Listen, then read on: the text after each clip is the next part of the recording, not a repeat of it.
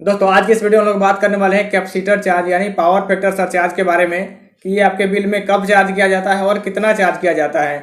इसकी पूरी कैलकुलेशन हम लोग आज इस वीडियो में देखने वाले हैं कि कैसे कैलकुलेट किया जाता है कि आपको कितना पावर फैक्टर सरचार्ज या कैपेसिटर चार्ज किया जाना चाहिए। दोस्तों पावर फैक्टर क्या होता है इसके ऊपर मैं पहले ही एक वीडियो बना चुका हूँ जिसका लिंक मैंने डिस्क्रिप्शन में दे दिया है, आप चाहें तो वहाँ से देख सकते हैं।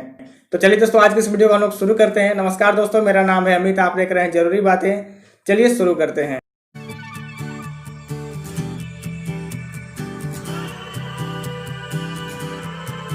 दोस्तों जैसा कि आप जानते हैं किसी भी लोड का पावर फैक्टर हमेशा 0 और 1 के बीच ही होता है, यानी कि 0.5, 0.8, 0.9 इस तरह का ही कोई वैल्यू हो सकता है, वो 1 से अधिक नहीं हो सकता है।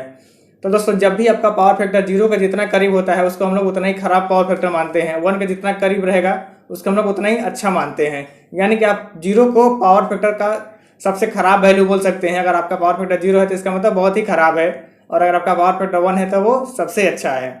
दोस्तों जब भी हमारे घर का, दुकान का, फिर इंडस्ट्री का पावर फैक्टर 0.9 से कम होता है तो हमारे बिल में उसका पेनल्टी जोड़ के आता है। हालांकि ये लिमिट जो 0.9 का है हर स्टेट में अलग अलग हो सकता है, कहीं कहीं पे ये लिमिट 0.85 भी होता है, कहीं पे 0.8 भी रहता है। तो उस लिमिट से यानी अगर 0.8 से या 0.85 से अगर आप नीचे जाते हैं, आपका पावर फैक्टर नीचे जाता है तो आपके बिल में पेनल्टी जोड़ के आता है। और आप अगर उससे अधिक जाते हैं तो आपके बिल में कुछ रिबेट या कुछ छूट दिया जाता है।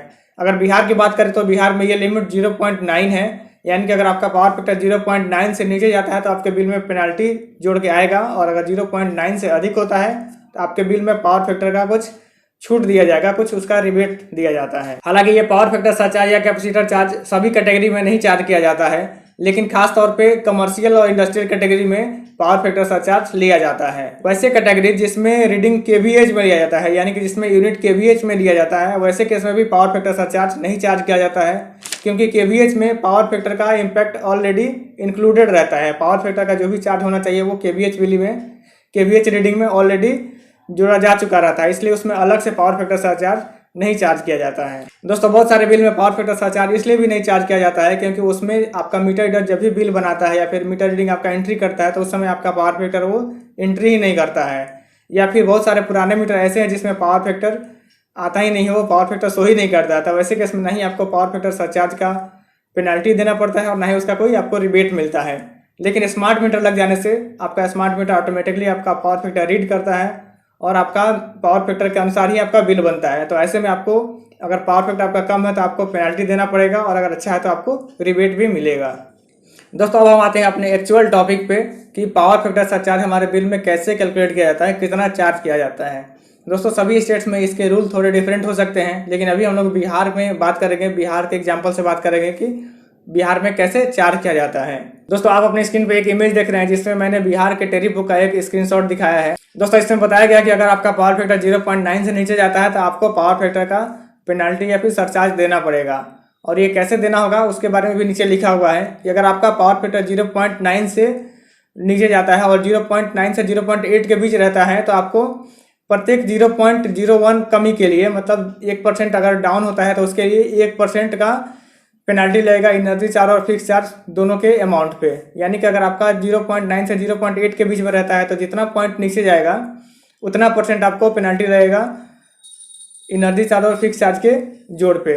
वैसे ही अगर आपका पावर फैक्टर 0.8 से नीचे जाता है तो प्रत्येक पॉइंट के लिए यानी प्रत्येक 0.01 कमी के लिए आपको 1.5% के हिसाब से पेनल्टी लिया जाएगा आपके फिक्स चार्ज और एनर्जी चार्ज पे। दोस्तों उसके नीचे दिया हुआ कि कैसे आपका पावर फैक्टर का रिबेट दिया जाएगा। दोस्तों इसमें आप देख सकते हैं कि अगर आपका पावर फैक्टर 0.9 से ऊपर होता है, यानी 0.9 से 0.95 के बीच में रहता है, तो आपको प्रत्येक 0.01 इंक्रीज के लिए यानी कि प्रत्येक 1% के लिए आपको 0.5% मतलब आधा % का आपको रिबेट दिया जाएगा, वहीं आपको फिक्स चार्ज और एनर्जी चार्ज के टोटल पे।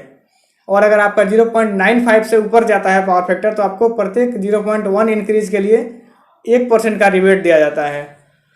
तो चलिए दोस्तों अब हम लोग एक एग्जांपल से देख लेते हैं कि इसे कैसे चार्ज किया जाता है और कैसे आपको रिबेट दिया जाता है। दोस्तों आप अपनी स्क्रीन पे एक बिजली का बिल देख रहे हैं जिसका पावर फैक्टर 0.72 है, यानी कि 0.9 से कम है, तो इनके बिल में पावर फैक्टर का पेनल्टी चार्ज किया जाएगा। आप इसमें देख सकते हैं कि इनका एनर्जी चार्ज है 5359.2, फिक्स चार्ज है 384 और एक्सेस डिमांड चार्ज कुछ भी नहीं है, 0 है। ये तीनों चीज़ें कैलकुलेट किया जाता है, तीनों चीज़ें पर डिपेंड करता है कि हमारा कैपेसिटर चार्ज कितना होगा। अगर हम लोग इनका परसेंटेज कैलकुलेट करेंगे कितना परसेंट इनको पेनल्टी चार्ज किया जाएगा, तो आप देख सकते हैं 0.9 से 0.8 का मतलब है कि 10% पावर फैक्टर डिक्रीज हुआ, तो 0.8 तक हम लोग 1% का पेनल्टी चार्ज करते हैं।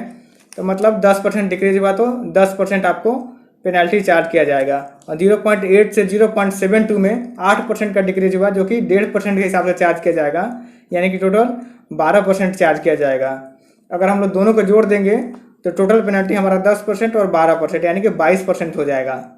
अगर ऐसे ही हम लोग कैपेसिटर चार्ज का पेनल्टी कैलकुलेट करेंगे तो हमारा energy charge 5358.2, 384 fix charge plus excess demand charge 0, इस तीनों को जोड़ के हम लोग उसका 22% निकाल देंगे तो वो हमारा पावर फैक्टर सरचार्ज हो जाएगा, जो कि 1263.50 है। आप इसको बिल से मिला सकते हैं कि इतना इनको कैपेसिटर चार्ज या पावर फैक्टर सरचार्ज चार्ज किया गया है। अगर हम लोग दूसरा केस देखें जिसमें पावर फैक्टर 0.9 से ऊपर है, तो उसमें रिबेट कैसे कैलकुलेट किया गया है, तो आप अपने स्क्रीन पर देख सकते हैं कि एक एग्जांपल है जिसमें आप देख सकते हैं इनका पावर फैक्टर है 0.99, यानी कि 0.9 से ऊपर है तो इनको बिल में पावर फैक्टर का रिबेट मिलेगा या फिर नेगेटिव में अमाउंट आएगा।